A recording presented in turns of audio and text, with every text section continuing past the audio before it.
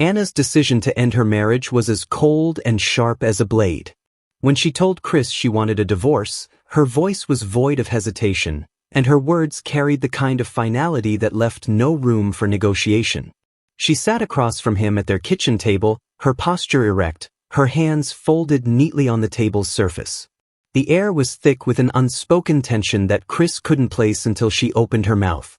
"I can't do this anymore," she said, her tone eerily calm. She wasn't angry, nor did she look sad. Instead, her expression was one of quiet resolve.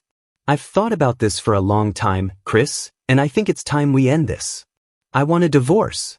For a moment, Chris was convinced he had misheard her. "What?" he asked, his voice breaking slightly. "What are you talking about?" Anna tilted her head slightly, her gaze unwavering. "I'm saying I want out. This marriage isn't working for me anymore, and I don't see the point in pretending otherwise." The bluntness of her words hit Chris like a slap to the face. His mind raced to understand how they had gotten here. Yes, they'd had their share of arguments, but wasn't that normal? People fought, but they worked through it. That was marriage, or at least, that's what he had believed. "Is this because of something I did?" Chris asked, his voice rising. "If you're upset about something, we can fix it. We can go to therapy or—" Anna held up her hand to silence him. "Chris, stop. This isn't about you doing anything wrong. It's about me. I've realized I'm better off on my own." Her words were like a dagger, each one stabbing at Chris's pride, his sense of worth, and his belief in their relationship. "Better off on your own?" he repeated, incredulous. "We've been together for 10 years, Anna. You can't just throw that away like it doesn't mean anything." Her lips curled into a faint, almost pitying smile. "It's not about throwing it away. It's about accepting that this isn't what I want anymore." Chris's head dropped into his hands as he tried to steady his breathing. "Do you even hear yourself?" he asked, his voice muffled. "You're giving up without even trying to fix things. How is that fair?" Anna's voice grew firmer, as if she were speaking to a stubborn child. "Fair has nothing to do with this, Chris. I've made up my mind." The certainty in her tone left no room for argument, but Chris couldn't accept it. "We built a life together, Anna," he said, his voice shaking. "What about everything we've been through? Does that mean nothing to you?" She stood up, pushing her chair back with a deliberate slowness.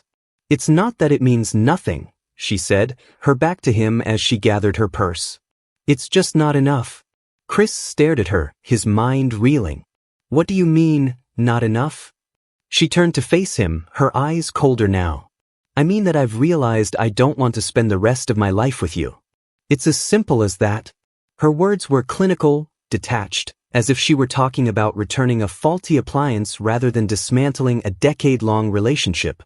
Chris felt a surge of anger rise within him. "So that's it? You just walk away like none of this matters? Like I don't matter?" Anna exhaled sharply, as if she were tired of explaining herself. "I'm not walking away, Chris. I'm taking control of my life." The finality in her voice was undeniable. Before Chris could respond, she had already moved toward the door.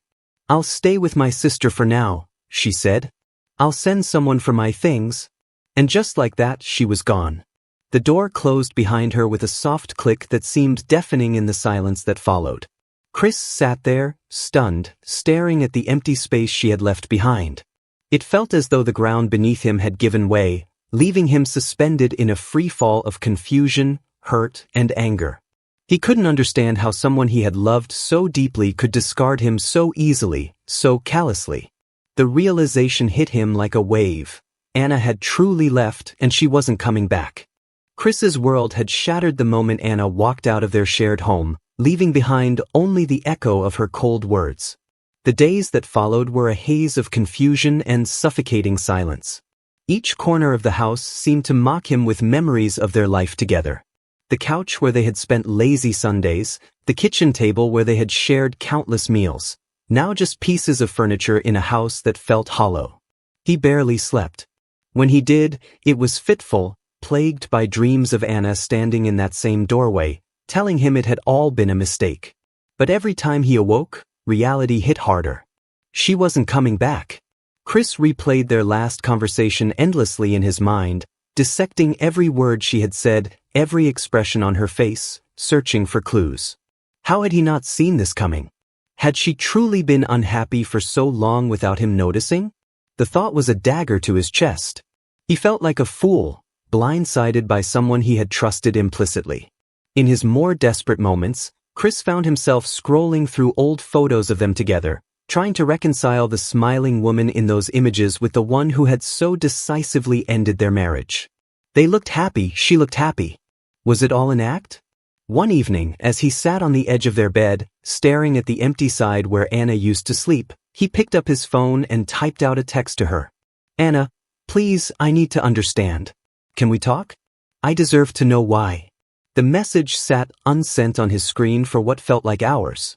His thumb hovered over the send button before he finally pressed it. The moment it sent, regret clawed at him. He felt pathetic, weak. What good would it do? She had made it abundantly clear she was done. The reply came hours later, while he was nursing his third beer of the night. "Chris, I've said everything I needed to. Please don't make this harder for either of us." Her detachment was like ice water poured over his head. He threw his phone onto the couch in frustration, the screen lighting up briefly with the image of the two of them, his lock screen still a picture from their anniversary dinner the year before. It felt like a cruel joke now. The humiliation of it all was unbearable. He couldn't stop thinking about how she had sat across from him, so composed, so certain, while he had been reduced to begging for answers. He replayed his own words, the desperation in his voice, and cringed. Chris found himself avoiding his friends and family.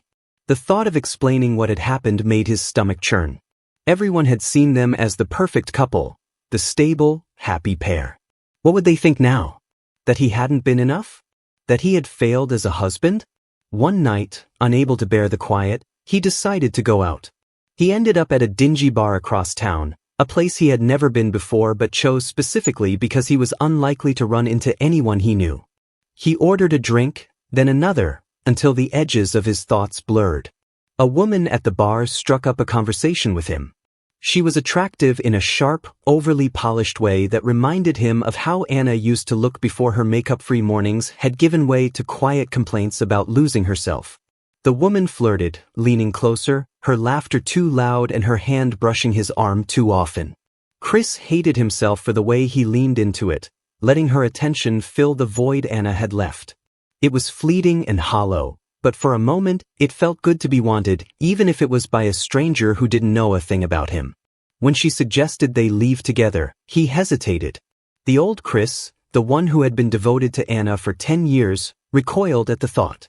But the new Chris, the one who had been discarded and left to pick up the pieces, wanted to forget, if only for a night.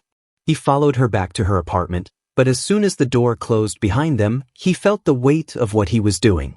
Her hands were on him, her lips at his neck, but all he could see was Anna's face, hear her voice telling him she was better off without him. Chris pulled away abruptly, mumbling an apology and leaving her standing there, confused and annoyed. The walk back to his car was long and shameful. He felt like he had hit rock bottom, and the emptiness inside him only grew. The next morning, his phone buzzed with a message from a mutual friend of his and Anna's. "Hey, just wanted to check in. Heard about you and Anna. Hope you're holding up." Chris stared at the message, his stomach twisting. He hadn't told anyone about the divorce yet. The thought of Anna already sharing the news with their friends, of her painting herself as the rational one while he was left to be the pitiful, blindsided husband, made his blood boil. He replied curtly, "Thanks. I'm fine." But he wasn't fine. He was drowning, and every attempt to reach for solid ground only seemed to pull him deeper. The days stretched into weeks, each one blending into the next.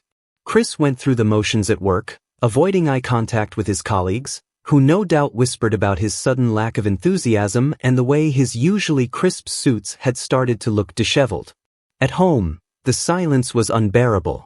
He avoided the bedroom, opting to sleep on the couch most nights. The bed felt too big without Anna in it, and the thought of lying there alone was too much to bear. One evening, as he was mindlessly flipping through channels on the TV, his phone buzzed with a notification. It was a social media update. Anna had changed her relationship status to single. Chris stared at the screen, his chest tightening. It was such a small thing, but it felt monumental. She was moving on, broadcasting her freedom to the world, while he was still stuck in the wreckage of what they had once shared. In a fit of anger, he opened her profile. Her page was filled with pictures of her smiling, out with friends, looking carefree and happy. It was as if their marriage had never existed. The humiliation of it all was suffocating. Chris threw his phone across the room, the sound of it hitting the wall echoing through the empty house. He buried his face in his hands, the tears he had been holding back finally spilling over. He felt abandoned, broken, humiliated, and worst of all, he felt utterly alone. Chris didn't need to look for updates on Anna's life. They came to him, unbidden, every time he opened his phone. It started subtly, like a dull ache that gradually turned into a sharp, searing pain. A mutual friend would tag her in a photo, or her name would pop up in the People You May Know section on social media, accompanied by a new profile picture that radiated effortless charm. The first time he stumbled upon her profile after the divorce, it felt like a punch to the gut. Anna had always been private, her posts few and far between, usually centered around their vacations or anniversaries. Now, her page was a parade of vibrant photos and curated captions that painted a picture of a carefree, joyful life. She was at a rooftop party, her arm looped around a stranger's shoulder, her head thrown back in laughter. In another photo, she was at the beach, her toned body glowing under the sun as she posed with a group of equally radiant people. Each picture seemed designed to tell a story. Anna was thriving, untouched by the wreckage she had left behind. Chris tried to ignore it. He unfollowed her but couldn't bring himself to block her entirely. It was a self-inflicted wound, the way he kept checking her profile late at night when the loneliness was at its peak. He hated himself for it, but he couldn't stop. What stung the most was the captions. Each one seemed like a pointed message, though she never mentioned him directly. New beginnings, say me. Just lighter. Some chapters close so new adventures can begin. Surround yourself with people who remind you how amazing life can be. Her words cut deeper than anything she had said during their last conversation. The implication was clear. Leaving Chris wasn't just a decision, it was an upgrade. The comments were worse. Friends, people he had known, too, piled on the praise. You look incredible, Anna, one wrote. This is your glow-up era, said another. The attention seemed endless, each new post garnering dozens of likes and comments that fed into the narrative of Anna's perfect new life. Chris avoided gatherings where he might run into mutual acquaintances, but the whispers reached him nonetheless. Have you seen Anna's Instagram? She's really living it up, one friend had said during a work lunch. Chris had pretended not to hear, focusing intently on his sandwich. The real humiliation came when his coworkers started to notice. One morning, as Chris sat in his office, a colleague knocked lightly on the door before stepping in. Hey man, he began, his tone overly casual. Just wanted to see if you're okay. Chris looked up, confused. Why wouldn't I be? The colleague hesitated, then gestured vaguely. You know, with everything. It didn't take long for Chris to realize that his private pain had somehow become office gossip. Someone must have seen Anna's posts or heard through the grapevine about the divorce, and now it was public knowledge. The pitying glances, the awkward silences in meetings, they were suffocating. Meanwhile, Anna's online presence only grew. Her posts became bolder, more extravagant. She went skydiving one weekend and posted a video of herself screaming with exhilaration as she jumped from the plane. Sometimes, you just have to let go, the caption read. Chris couldn't help but feel it was a direct jab at him. She started tagging new people in her posts, people he didn't recognize. One man in particular appeared in several photos, always positioned just a little too close for comfort. He was tall, broad-shouldered, with a confident grin that seemed to say, I've won. Chris hated him without knowing a single thing about him. The breaking point came when Anna posted a photo of herself at a lavish dinner, her hand delicately resting on a glass of wine. The caption read, Sometimes, you have to leave the wrong things behind to find what truly makes you happy. Chris stared at the screen, his chest tightening. The comments poured in. You deserve it, girl, one read. Out with the old, in with the new. For the first time since the divorce, anger overpowered his sadness. He picked up his phone and typed a message to her. Is this really necessary? Do you need to flaunt your perfect life for everyone to see? It's humiliating. The text sat on his screen for a moment before he deleted it. What was the point? She wouldn't care. Instead, Chris turned to the only outlet he had left, the gym. He threw himself into grueling workouts, pushing his body to its limits as if he could sweat out the humiliation. It helped, briefly, but the moment he left the gym, the emptiness returned. One day, as he was scrolling through his phone during a rare moment of calm, he stumbled across a post that froze him in place. Anna was with a group of people at what looked like a networking event. She was standing next to the man from her other photos, their shoulders touching as they smiled for the camera. The caption read, "Grateful to be surrounded by people who inspire me every day." Chris put his phone down, his hands shaking.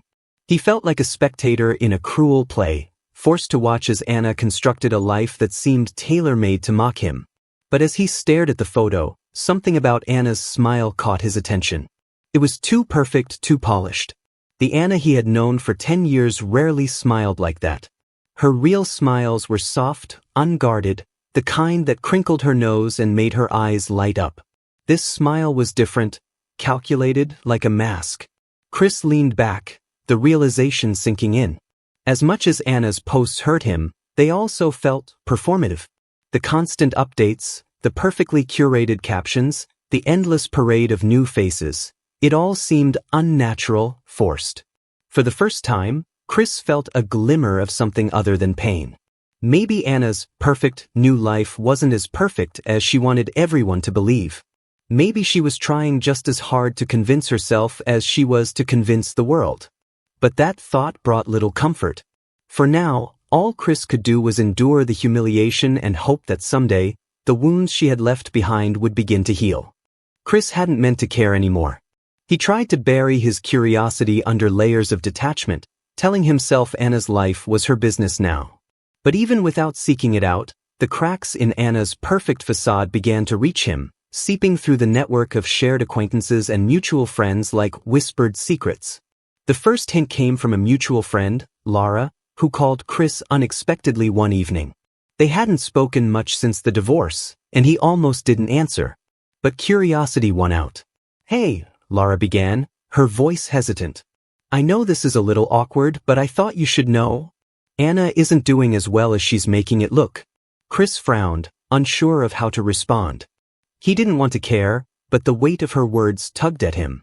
"What do you mean?" he asked, trying to sound disinterested. Laura hesitated, then sighed. "She's been partying a lot, you know? Like, every weekend. And not just casual nights out, full-blown benders. She's hanging around with these people who, well, let's just say they're not exactly the most grounded crowd." Chris didn't know what to say. The image Laura painted didn't match the confident, glowing Anna he had seen in her social media posts. "It's none of my business," Chris finally said, though the words felt hollow. "Maybe not," Laura replied carefully. "But I thought you should know. She's been asking people for money lately. Says she's between jobs, but I don't know. Something doesn't feel right." The conversation left Chris unsettled. He didn't want to revel in Anna's struggles. Despite everything, he wasn't that kind of person. But there was something vindicating about the cracks beginning to show in her carefully curated image. Over the next few weeks, more stories began to filter through. Friends who had once fawned over Anna's social media posts started to notice the discrepancies. One friend, Sarah, mentioned how Anna had borrowed money from her under the pretense of needing it for unexpected expenses, but was later spotted at an exclusive nightclub, sipping on overpriced cocktails. "I felt so stupid," Sarah confessed to Chris during a chance encounter. "I really thought she needed help, but now it feels like she's just using people." Others began to distance themselves from Anna as well. The vibrant group of friends who had populated her Instagram feed started to dwindle, replaced by newer faces, people who seemed just as fleeting as the lifestyle Anna was trying to maintain. Chris couldn't ignore the irony. For all the freedom Anna had claimed to seek, she seemed more trapped than ever, ensnared in a cycle of shallow relationships and reckless spending. One evening, Chris received a message from another mutual acquaintance, a guy named Mark. "Hey man, weird question," the text read. Did Anna ever get, really careless with money when you were together? Just wondering. Chris stared at the message, his curiosity piqued. He replied cautiously, not really. Why? Mark's response came quickly. She owes me $500. Said she'd pay me back last month, but now she's dodging my calls. Just wondering if this is a pattern. Chris didn't know how to reply.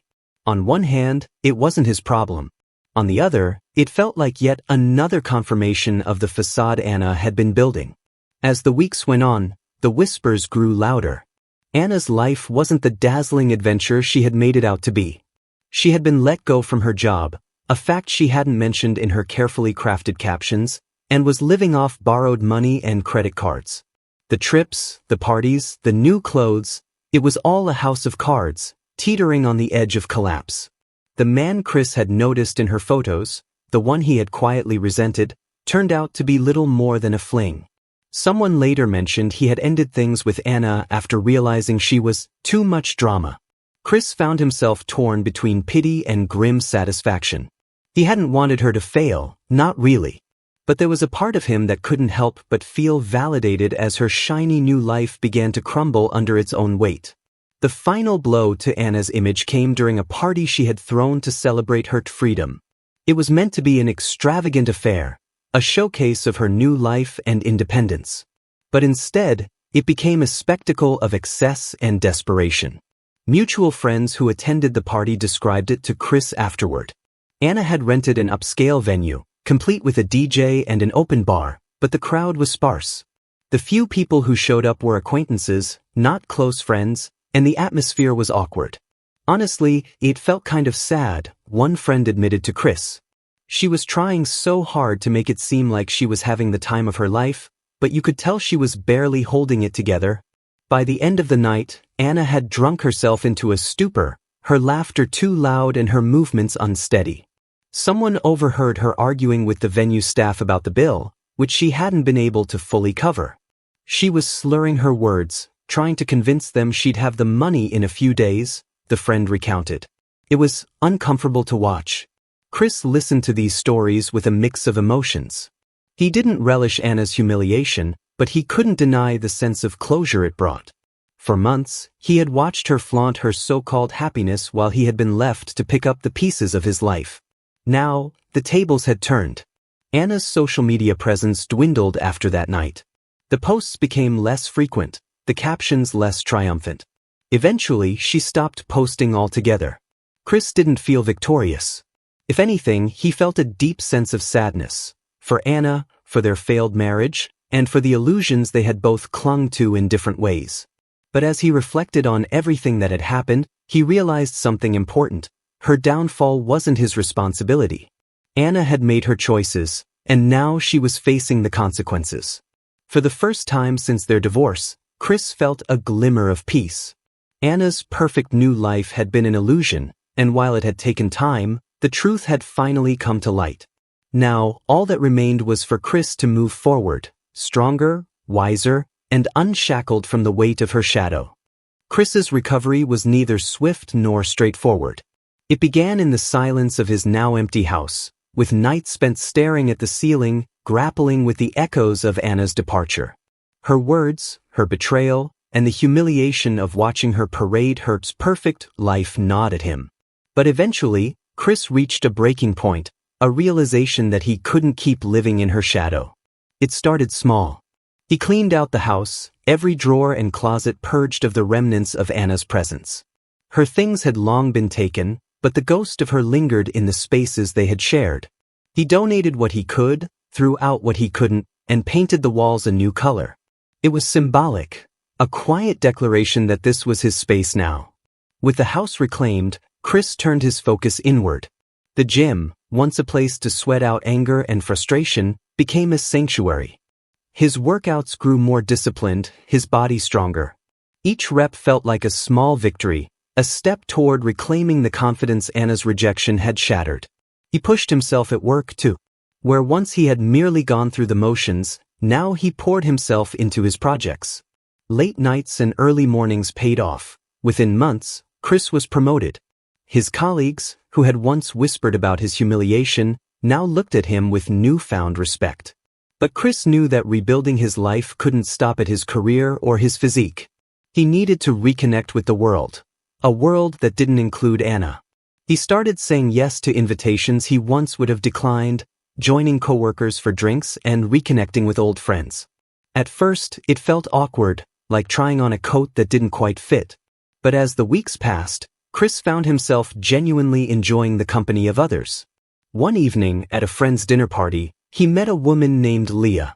She was kind, with an easy laugh and a sharp wit that reminded Chris what it felt like to enjoy someone's company without the weight of expectations.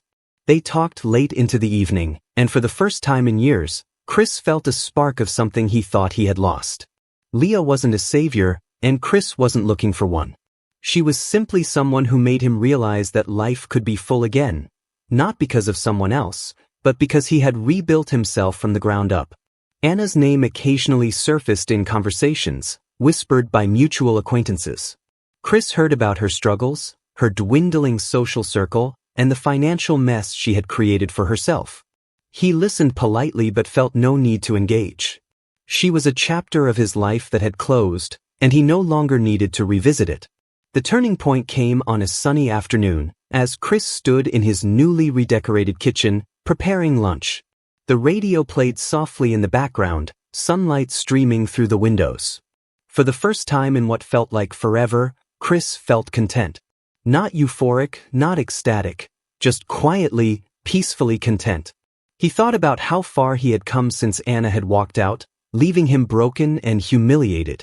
He had rebuilt his confidence, reconnected with friends, and achieved milestones in his career he hadn't thought possible. Most importantly, he had rediscovered himself, the person he had been before Anna and the person he was now, stronger and more self-assured.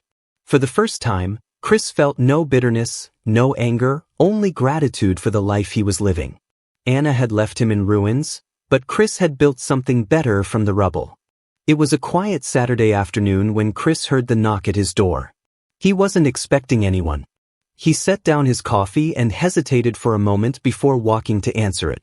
The sight on the other side stunned him. Anna stood there, her face streaked with tears, her once perfect composure in shambles. Her hair was unkempt, her makeup smudged, and the confident glow she had worn during her perfect new life was completely gone. "Chris," she said, her voice trembling. "I need to talk to you." For a moment, he couldn't speak. He hadn't seen Anna in person since the day she left.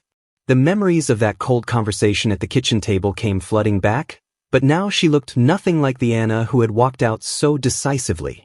"What are you doing here?" Chris asked, his tone guarded.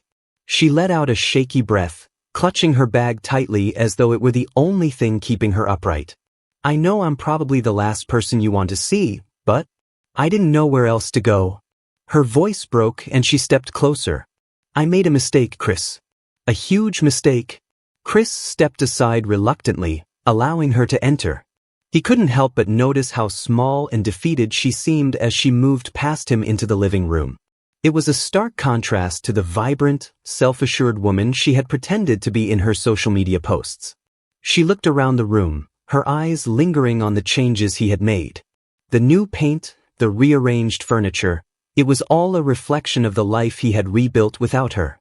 "You've changed so much," she said softly, almost to herself. Chris stayed silent, waiting for her to explain why she was there. Finally, she sank onto the edge of the couch, burying her face in her hands. "I thought I wanted freedom," she began, her voice muffled. "I thought I was doing what was best for me. But I've been so wrong." She looked up at him, her eyes red and swollen. "None of it made me happy, Chris.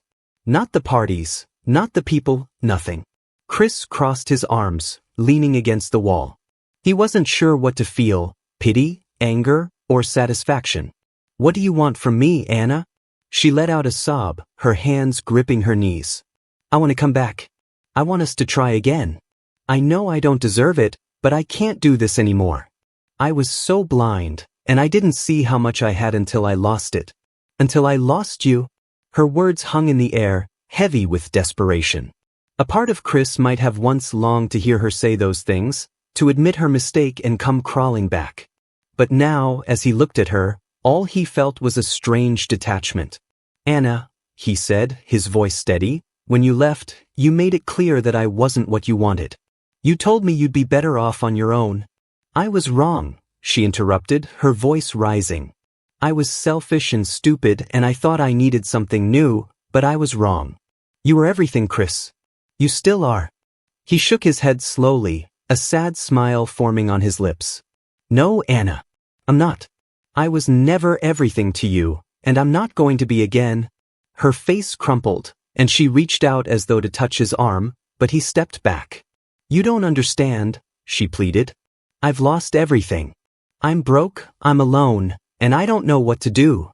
Her admission stung, not because he wanted her back, but because it confirmed what he had suspected all along. Her return wasn't about him. It was about her need to escape the mess she had made of her life. "I'm sorry you're going through that," Chris said, his voice soft but firm. "But you need to figure it out on your own. I've moved on, Anna. I've built something better for myself, and I'm not going to let you drag me back into the past." Anna's tears fell harder, her shoulders shaking with sobs. "Chris, please. We were together for so long. Doesn't that mean anything?" "It did," he said, his tone unyielding. "But that chapter is over. You ended it. And now, so have I." He walked to the door and opened it, waiting for her to leave. For a moment, she sat frozen, as though she couldn't believe what was happening. Then, slowly, she stood, her head bowed in defeat. As she stepped outside, she turned back to him one last time. "I'm sorry," she whispered. Chris nodded, his expression calm. "I know. But it's too late."